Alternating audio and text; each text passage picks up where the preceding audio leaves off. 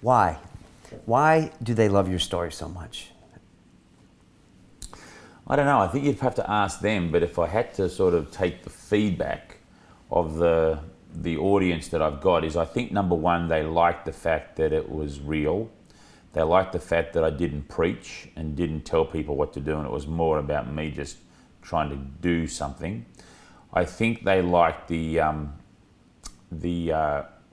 transparency of it all. Like I guess that's the first point, honesty. I guess I'd have to say honesty, being true, is what I think. I think when people, there's an old saying that people are really smart, but crowds are dumb. Okay, I don't know whether it's true or not, but it's an old saying. And when you make films, you're not making them for a crowd. You're making them for a person. It's a personal, individual experience. And I think people have inherently really good bullshit radars. I think people can work out when someone is not telling the truth, when someone's telling a pork pie, as we like to say in Australia, which rhymes with lie. Porky pie, yeah. A porky pie.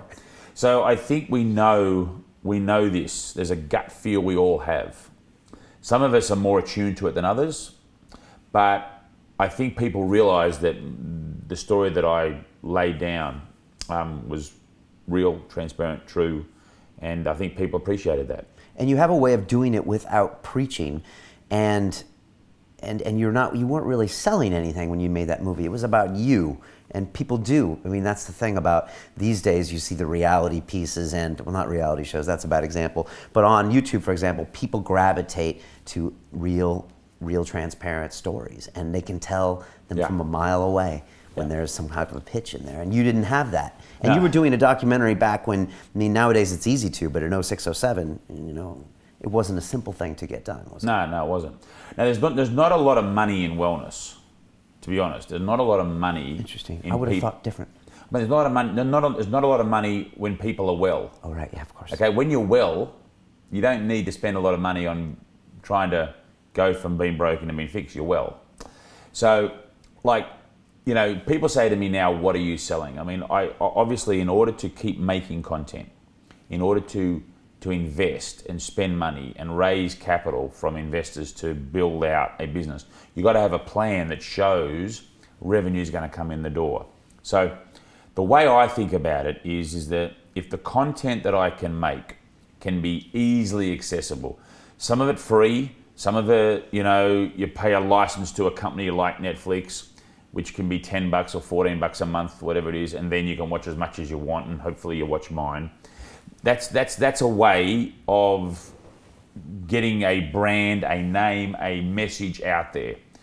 So I'm running with that model, and then if people are interested and want to find out more, they can buy a book, they can go online and they can pick up an app, or they can download something, or they can just go to the website where mostly it's free.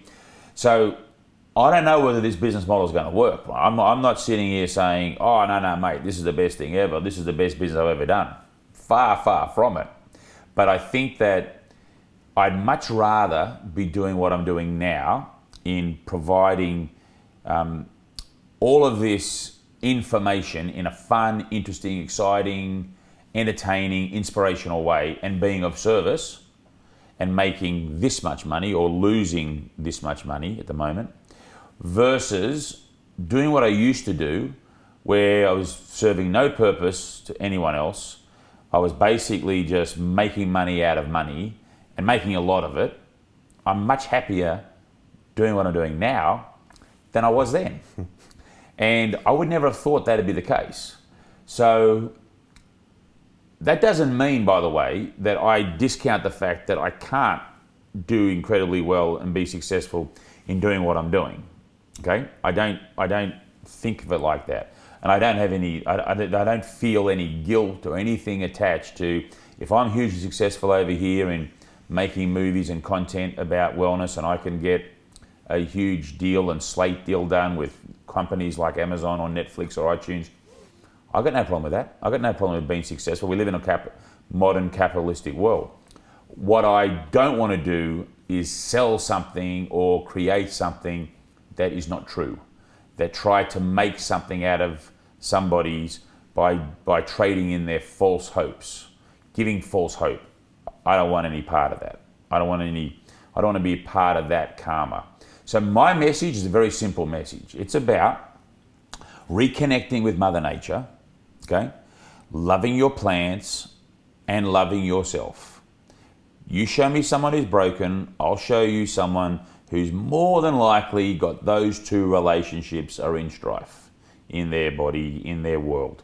So my message is love plants, nurture them, get them into your body, take that information and that nutrition, that energy, get it in. As much of it as you can. Not extreme. If you're broken, yes, you got to go extreme until you're fixed. Then for the tweaking, you just got to have a lot of them. You just got to have most of them. Try and make it half of what you eat if you can. And then love yourself. Stop being your own worst enemy. Life's tough. It's not easy. Try and love yourself. Give yourself a pat on the back. Don't focus on the 10 or 20% that's not working. Focus on the 80 or 90 that is. Give yourself this momentum, pats on the back. Don't get out of the shower in the morning and say you're fat and ugly and grey and old. Get out and say, you know what? You're looking good today, Joe. Brian, you're on fire. Bounce around in front of that mirror and tell yourself that you're wonderful, that you're beautiful, that you're amazing, that you're strong. I'm not talking about taking 100 selfies a day. I'm not talking about being arrogant and ignorant. And I'm not talking about that. I'm talking about truly caring for yourself and getting out of the way and stop being your own worst enemy. Those two bookends, love yourself, love your plants, that's mostly 80, 90% of my message. And you don't need to give me money. You don't need to pay me to do that.